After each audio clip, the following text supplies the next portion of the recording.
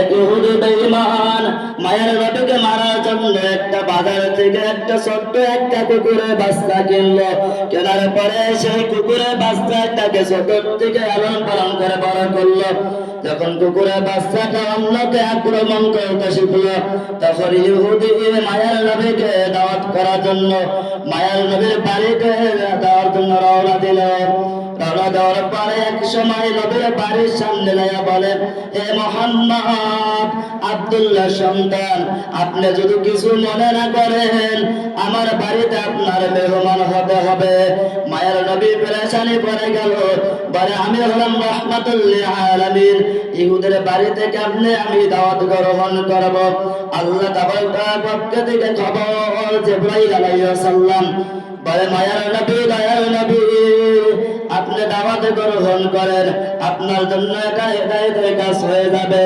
তখনই মায়ের নবী আল্লাহ তাআলার হুকুম মতো ইহুদিদের বাড়িতে দাওয়াত গ্রহণ করলেন।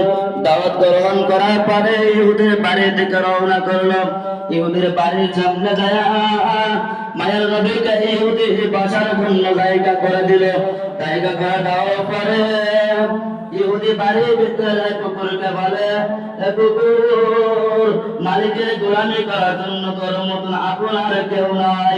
বলে, আমার বাড়ির সামনে এমন একটা লোক আইছে, তাকে কামড় দিয়া দুনিয়ার থেকে ধ্বংসন করে দিতে হবে।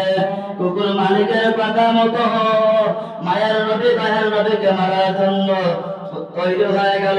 এক কদম, দুই কদম, তিন কদম যেই মাত্র হাত বাড়াইছে, তখনই কুকুর মায়ের নবীর চেহারার দিকে লাগাইয়া আবার বাড়ির দিকে রওনা করে দিল।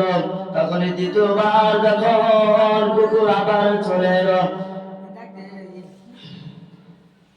কুকুর বলে, ও মালিক, আপনি যাকে মারতে পাঠাইছেন তাকে আমি এক কদম, দুই কদম, তিন কদম যেই মাত্র আমি আগে বাড়াইছি, তারপরে আমার বার এক কদম আগে বাড়াই না, কারণ ওই মানুষটা তো কারো ক্ষতি করে নাই।